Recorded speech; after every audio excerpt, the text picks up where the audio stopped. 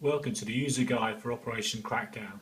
Today we're just going to look at how you log in for a Community Speedwatch.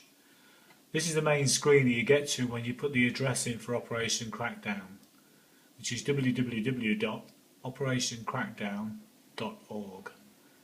For Speedwatch members, you want to click onto the Antisocial Driving tab, which is the one on the left hand side of the two buttons there. Once you're on there, what it will give you is the next screen for antisocial driving. This gives you the opportunity to report incidents, which is the button at the top there. Frequently asked questions, which again tells you about what happens to a report.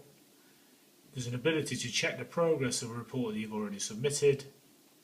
And there's more information again what happens when a referral is made to road policing or your neighbourhood policing team. For us as Speedwatch, what we simply want to do is go to the top right hand corner, click on the little Speedwatch eye. This takes you into the Community Speedwatch login screen. Same boxes at the top again, but from now we'll talk about Community Speedwatch. Further down it gives you details if you've inadvertently got to this screen. It'll give you information about how you can become a Speedwatch volunteer, and then it also then gives you details of where to log into the system as well.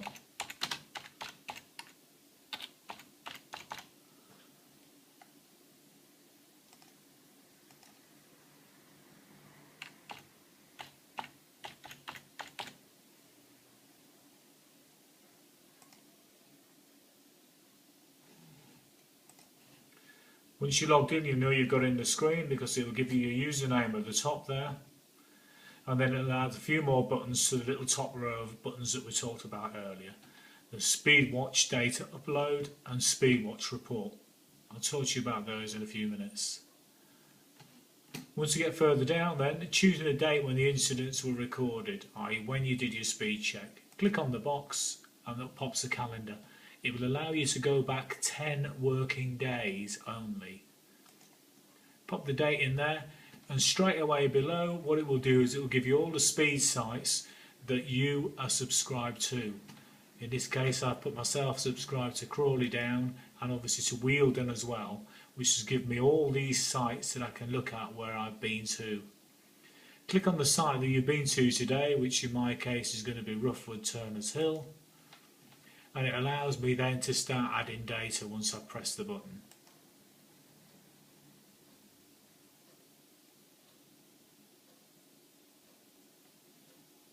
Again, the little drop down menu boxes that were at the top of the page are still there. What it would tell us is that there's been 12 batches of information gone in already today for this area. It confirms what date you're doing it, and it confirms the road you're doing it on as well, and how many incidents are already in this batch. In our case there's none in this batch so far. Any field that's on there in yellow needs to be filled in.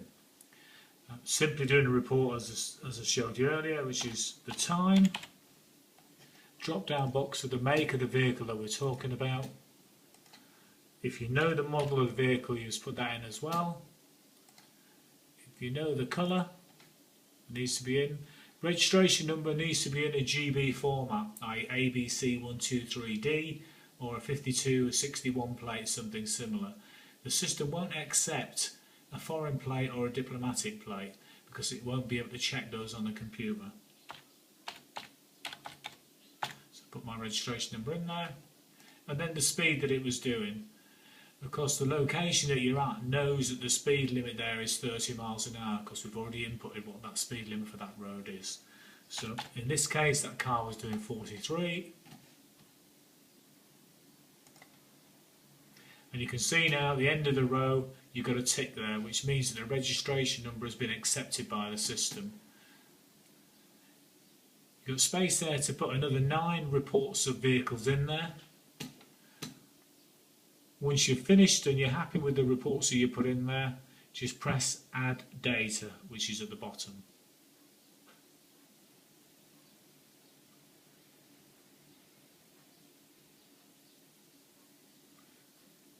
They'll bring you back to the screen there, the original screen.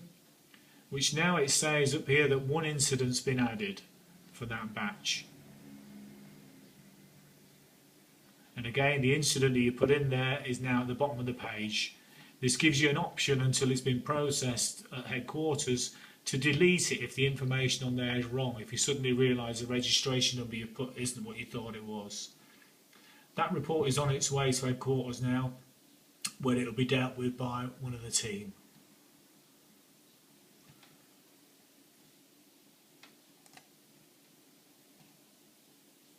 And it's as simple as that.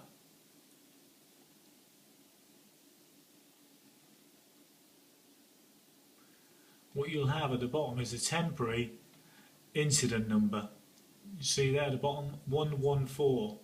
That's your temporary number there. What you can do at your leisure is go back in and check the progress of that report. So you can put the case number in, 114, and then the email that you provided once you registered.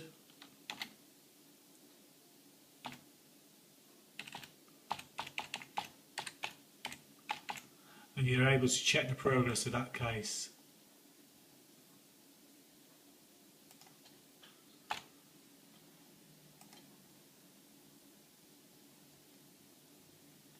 Which in a minute, because it hasn't gone there, it doesn't say. It will either come up as pending, either it's going through the system and will be looked at by the officer, or it will tell you that a letter's been sent to the registered keeper, or it's been referred to the road policing unit, or it's been passed to your neighbourhood policing team, or it's been filed for information purposes only. Those are the alternatives that you would get. And you can do that at your leisure at any stage. That's the end of how to initially get in and set up a report. If anybody's got any questions that they want to ask for that they don't see within the frequently asked questions bit, then just send us an email at Operation Crackdown and we'll do our best to answer them. Thanks for your time.